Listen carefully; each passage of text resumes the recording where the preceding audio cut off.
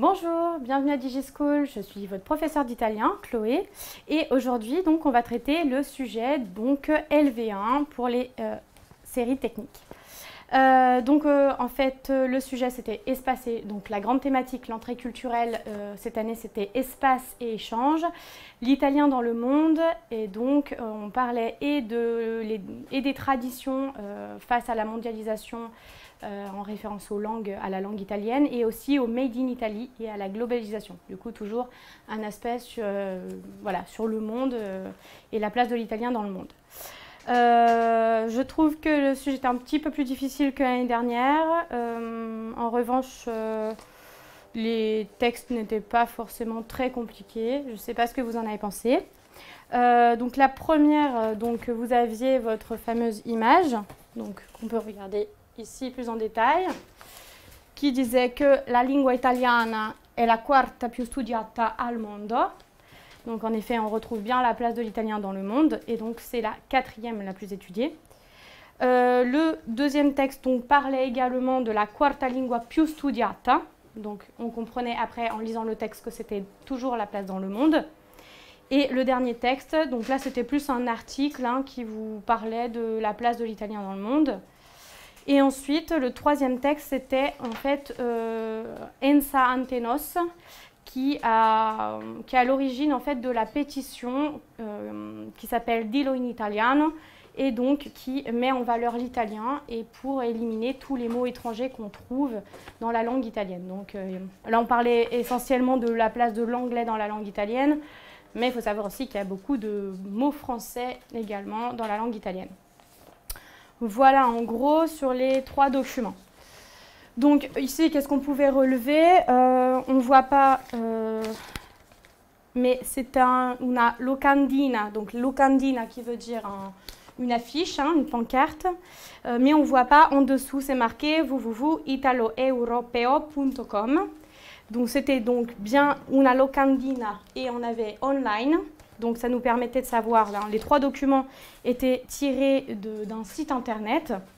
Donc dans vos propositions, dans les propositions, vous aviez à chaque fois le mot online qui vous permettait d'éliminer certaines réponses que je trouve. Voilà, donc vous aviez indica a quale categoria appartengono i documenti. Testo letterario, on n'avait typiquement pas de texte littéraire d'un quelconque poète ou écrivain. Articolo online, donc là typiquement on n'a pas de texte. Campagna informativa, non plus. Locandina, du coup on a dit oui puisque c'est une affiche. Voilà, ensuite on avait, donc on verra les autres réponses pour les autres documents, ou à moins que... Oui, c'est bon. Alors, soit à la suite, on va en profiter. Du coup, pareil, il y avait un site internet, www.ag.it.cultura.new. Donc ici, on avait tutti i pazzi per l'italiano e quarta lingua più studiata.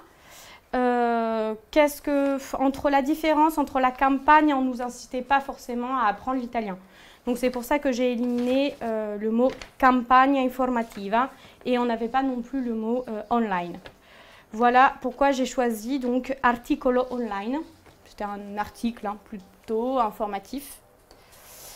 Ensuite, documento 3, on avait cette possibilité, déjà on voyait qu'il y avait une partie en gras, une partie normale, qui nous permettait déjà de voir que c'était un question-réponse. On avait aussi au début du texte,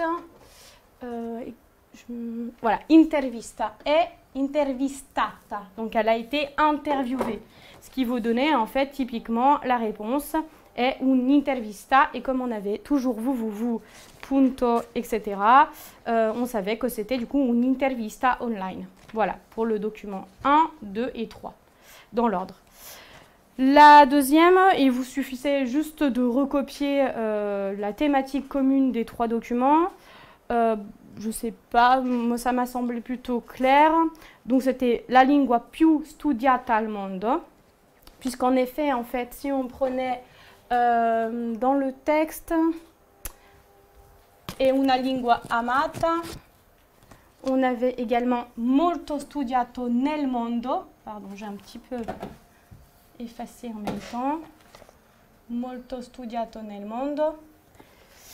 Si on reprend l'autre document,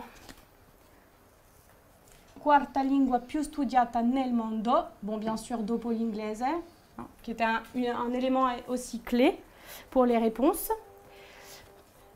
Et puis pour le premier, on avait più studiata al mondo. Donc typiquement, on avait déjà la réponse più studiata al mondo, donc la première phrase.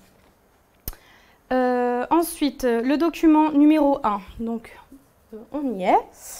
Il se suffisait de recopier aussi la phrase, toujours. Hein.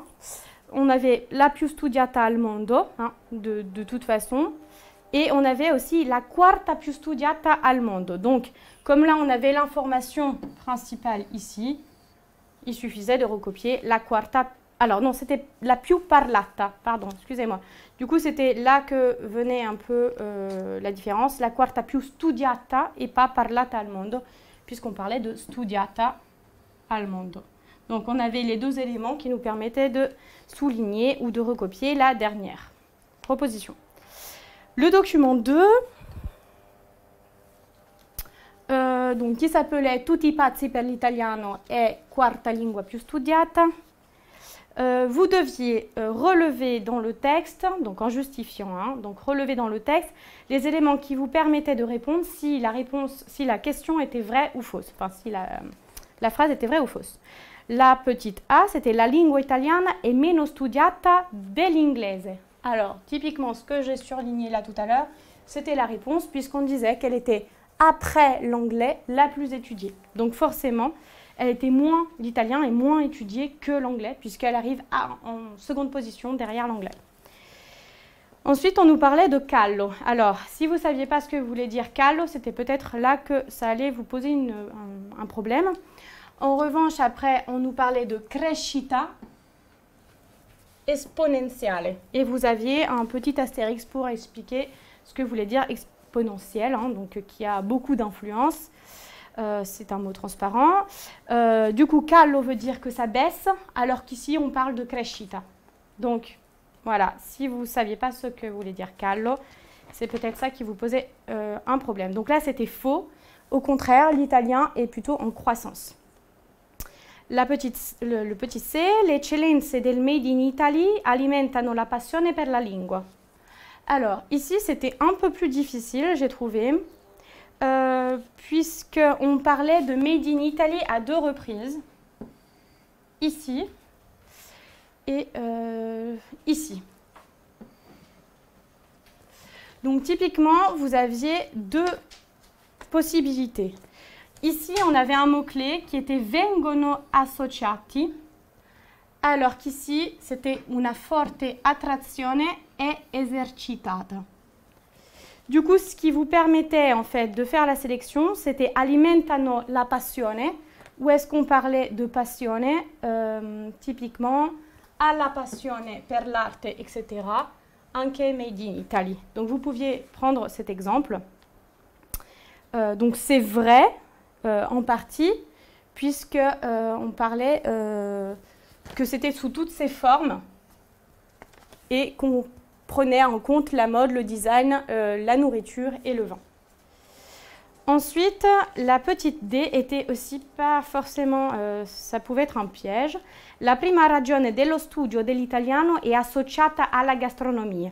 Du coup, on revient en fait sur nos 2 endroits où on avait Made in Italy. Et là, on parlait de vengono associati et on retrouvait associata dans la question. Du coup, en partie, on peut dire que oui, puisque comme la mode, le design, etc. Mais ça parlait, on avait aussi nell'immaginario. Du coup, c'était là, comme on avait prima ragione, on a ici la prima ragione.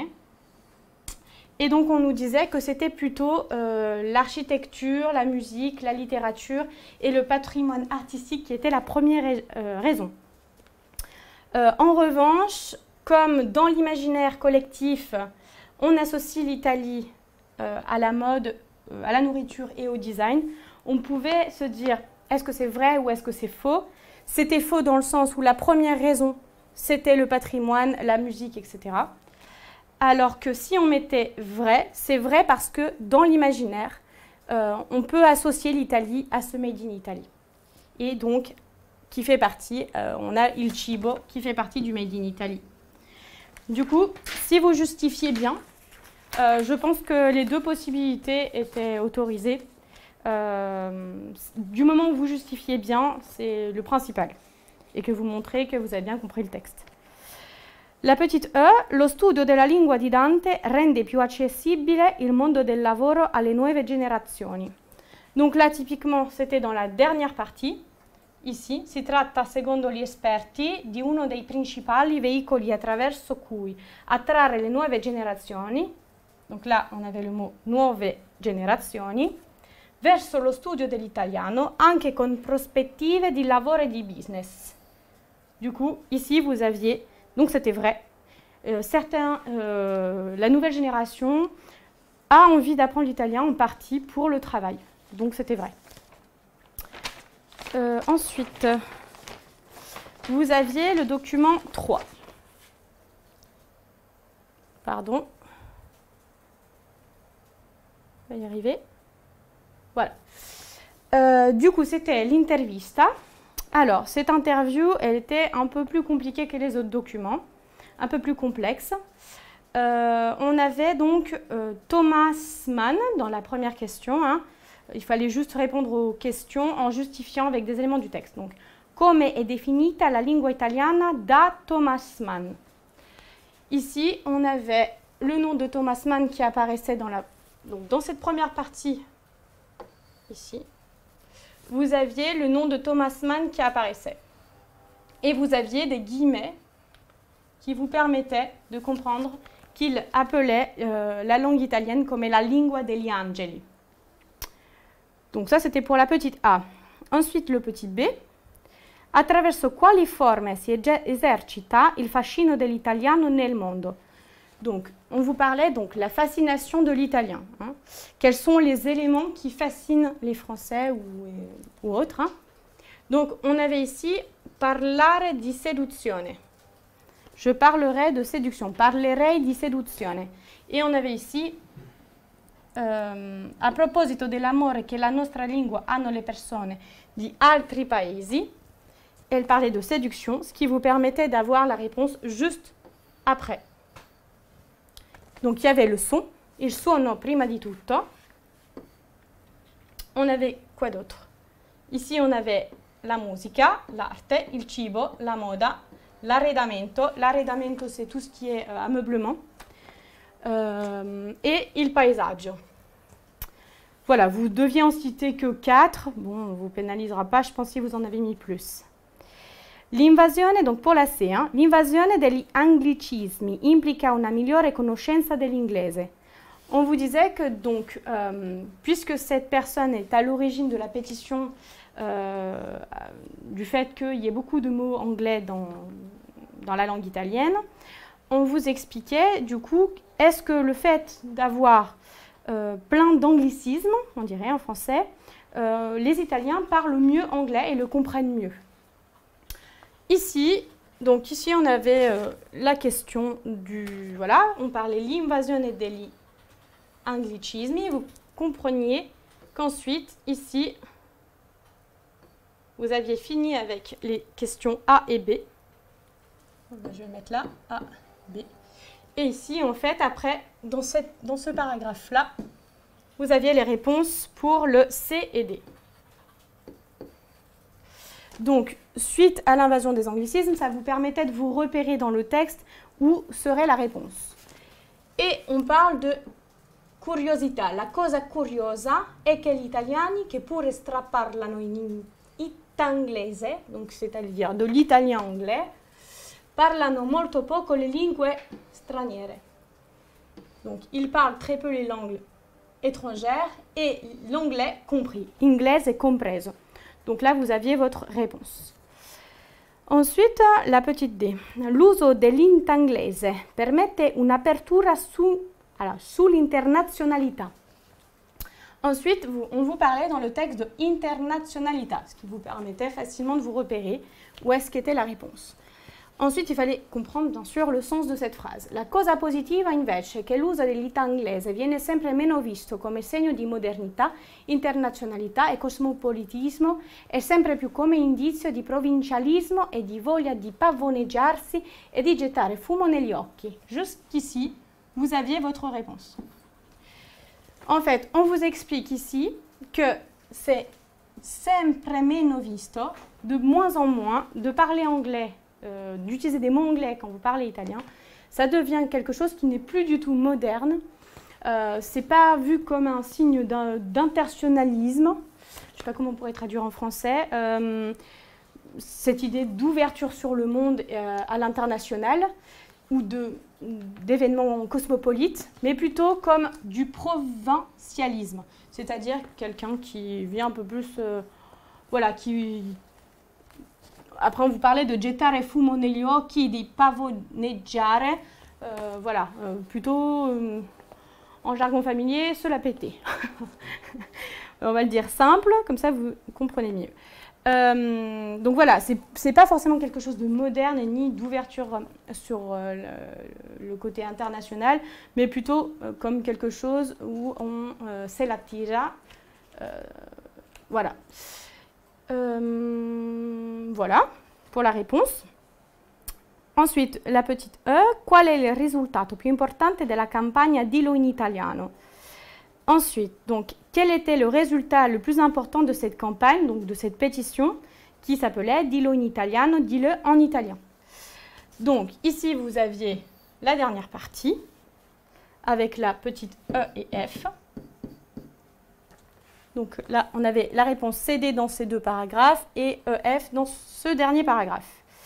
Donc, on avait envie de mettre les différentes raisons. Ce que j'ai fait au départ, je me suis laissée un peu emporter par la question, puisqu'on nous disait « Qualche risultato c'è stato ». On nous parlait de plusieurs résultats et on avait caché dans le texte « Questo è un risultato importante ».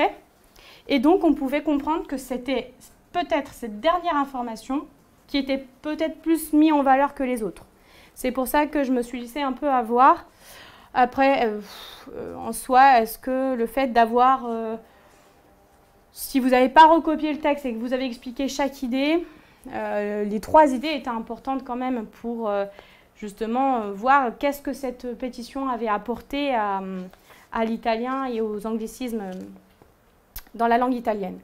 Donc pour moi, c'était la Corte Costituzionale ha di recente deliberato che le università non possono offrire corsi di laurea specialistica. La laurea specialistica, c'est comme le master en France, donc le master Bac plus 4, Bac plus 5, pardon, excusez-moi. Voilà.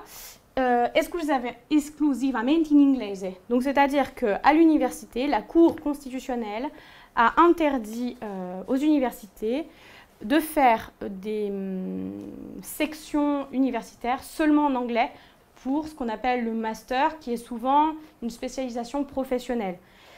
Et pourquoi? On avait la réponse donc dans la petite F, perché l'italiano è da parte dell'identità sia individuale che professionnelle, sia professionale. Donc, en fait, on explique, après c'était un peu plus extrapolé, hein, studiano la propria disciplina solo in inglese, i ragazzi si sarebbero trovati a perdere l'intero bagaglio dei termini specialisti italiani. E questo sarebbe stato un danno, un grosso danno. Ah, pardon, c'est la moitié. Donc, en fait, ce qui veut dire que lorsqu'on se spécialise, qu'on veut se spécialiser dans un domaine professionnel, si tous les termes qu'on apprend, on les apprend que en anglais, on perd donc tout l'intérêt de la profession en Italie. Du coup, il n'y avait pas vraiment d'intérêt. Ensuite, du coup, pour le document 1, 2, 3, le petit E, enfin le grand E, la dernière question, ricopia le frasi che sintetizza meglio i 3 documenti. Moi, j'ai tourné la lingua italiana è apprezzata e studiata nel mondo. On parlait, dans certains documents, on disait que l'italien n'était pas forcément appris seulement pour les affaires, et c'était le plaisir qui comptait le plus. Donc pour cette raison, j'ai choisi la dernière. Pour les expressions écrites, la difficulté peut-être était sur la deuxième, qui est un petit peu plus difficile. Vous pouviez vous servir des documents avec la Crusca, qui est une organisation italienne pour l'apprentissage de la langue et les anglicismes, etc. Vous aviez cette idée, vous pouviez penser aussi aux publicités qu'on peut trouver à la télé, où justement les publicitaires parlent beaucoup italien, on ne valorise pas l'anglais. Vraiment, le Made in Italy est revendiqué en parlant italien dans les publicités. Et voilà l'idée que je voulais vous expliquer. Le patrimoine aussi, parce qu'il y a beaucoup de tourisme en Italie, donc beaucoup de Français veulent apprendre l'italien parce qu'ils veulent découvrir le patrimoine italien. Voilà quelques idées que vous pouviez donner pour le 2, qui était un peu plus compliqué.